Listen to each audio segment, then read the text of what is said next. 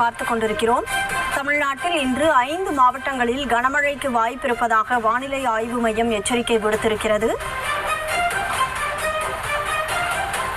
தமிழ்நாட்டில் இன்று 5 மாவட்டங்களில் கனமழைக்கு வாய்ப்பு இருப்பதாக வானிலை ஆய்வு மையம் கணித்திருக்கிறது. அந்த அண்மை செய்தியை பார்க்கிறோம்.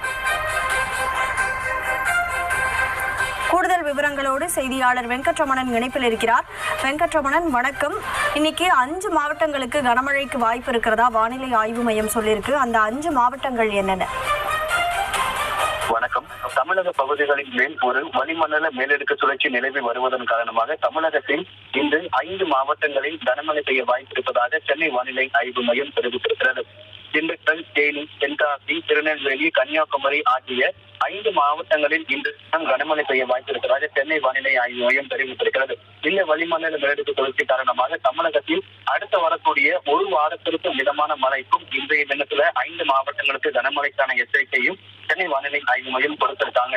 சென்னையை பொறுத்தவரைக்கும் அடுத்து வரக்கூடிய 48 மணி நேரத்திற்கு வானம் மேகமூட்டத்துடன் காணப்படும் எனவும் நகரின் ஒரு சில பகுதிகளில் மாலை மற்றும் அதிகாலை வேளையில மழை பெய்ய வாய்ப்பு இருப்பதாக வானிலை ஆய்வு மையம் தெரிவித்திருக்கிறது.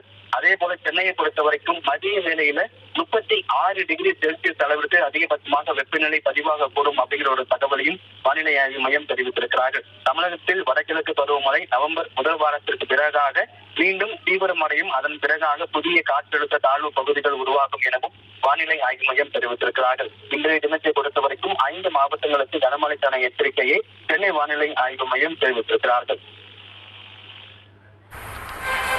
கூடுதல் விவரங்களுக்கு நன்றி வெங்கட்ரமணன்.